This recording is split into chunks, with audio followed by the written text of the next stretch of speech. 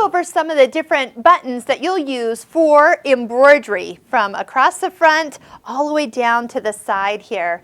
So this is our stitch menu button. So for example, I'm in a design right now. If you need to know how to get out of a design, touch this straight zigzag button. Stitch menu is what that is, and it will take you back out to the last screen. So I need to arrow back out and arrow out again. I'm arrowing to the left, and that is bringing me back one step at a time. So if I want to go in here, I was at design number 15, so I'm going to just go right back into that one, arrow down, there we go, and then that way it can pull that up.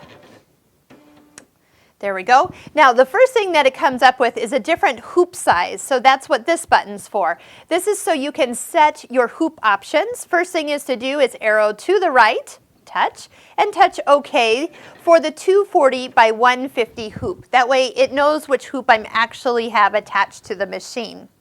The next one down is actually for the information of this design. So it gives us how many colors, stitch count, and a recommendation for colors.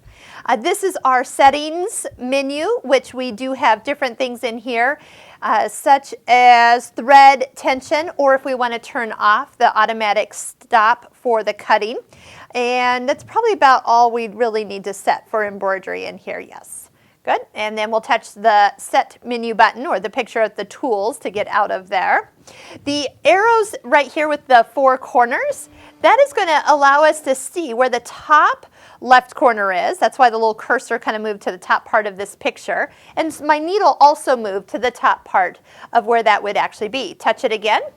Okay, so this is like a check. Where is this design going to stitch? Now that's going to be the top right corner, lower right corner, lower left corner, and then I always touch it one more time because it puts the cursor right in the middle.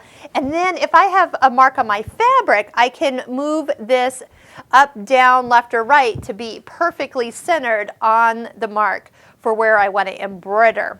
All right, here is where we can, okay, so these arrows will help us move if we go to the Alt setting, move all the way down. Oh, yep. All right, move arrows, there we go, up, down, left, or right. And the ones that are right beside it, that shows you a little picture of the needle plus or minus. So if I go back to the regular setting, if I want to actually go forward into this design, I'm going forward stitch by stitch. So that's the little needle, 1, 2, 3. Every time I touch it, it jumps 1 stitch. If I hold it down, let me just see, does it go a little faster? Sometimes they do on machines. Yep, and then it starts jumping like every 10th stitch, so that's an easy way to do it. Now, I'm still on color 1, but I'm 81 stitches in here, and I will need to get back to stitch 1 before I start. Which brings me to what these little functions are. Notice it's a picture of a spool. So since this design, and by the way, this design is that one, it has 6 colors. This would be how to maybe skip over a color and go to color 2. But it's also a really quick way to jump back to the first stitch of color 1. So if I use the little spool with the minus sign, now I'm back to the very first stitch of the first color. So that's a quick way to kind of move your way around. So stitch by stitch, color by color. If you have a thread that breaks or you kind of need to change your bobbin and you realize you're going to be a couple stitches ahead, that's how I back up a little bit. The Alt takes us between our edit view and our stitch out view. So our edit view allows us to be in here for rotation, for mirror imaging, and then also for sizing. So this plus and minus will change the size of the design by a small percentage, okay, kind of a couple jumps here, and then it will stop. You can also increase it above the normal setting. It's about 20% more and 20% less than its normal setting. So you can see that this is making it, so let's say, taller, shorter, and then this will make it wider or narrower, so depending on where that is. And if the numbers are highlighted, that means that I've changed them. So if I'm looking for my default setting, the setting that it originally was, I'm looking for a number that is no longer highlighted. So I'm going to just keep touching. There it is. It came in at 101 millimeters by 144 millimeters. So, and when I want to go stitch, touch Alt, and we're kind of back to that. Did you know that Alt kind of changes this little corner, kind of a 1 to 2, page 1, page 2, kind of part of it.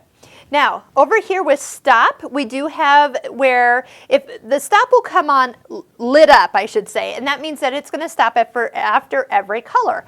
But if I wanted to sew this design out without stopping, meaning I wanted it all one color, if I touch the stop and turn it off, then it will start at color 1, but it will not stop for color 2. It'll go right down and finish at color 6.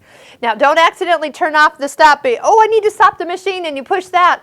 Uh-oh, now you've just ended the stops, and now it'll just whoop, go all the way to the end. I've done that. That's no fun. Down here, if you need to adjust the speed of the machine for embroidery, that works. This is your start-stop button. Now, the other thing is that the needle up, needle down here actually moves. Even though the needle looks like it moved to the top corner of your hoop, what it did was it brought the whole hoop towards me, which makes it really easy if I need to trim something here. It kind of like brings this tray out, and then I don't have to take it off every time I want to trim something. And then when you push start or that same button, needle down, it'll bring you back to the same stitch. And yes, you can take your hoop off while you're in the middle of a design. The embroidery arm always knows where you are, so that's never a problem. That is a question that people often ask. So that was just a quick little review as we go around here. There was the alphabets. That one's going to be in our alphabet video, and then program goes into there, and then that's where the delete would come in as well. So definitely a fun way, but get used to where your buttons are and some of their very helpful uses.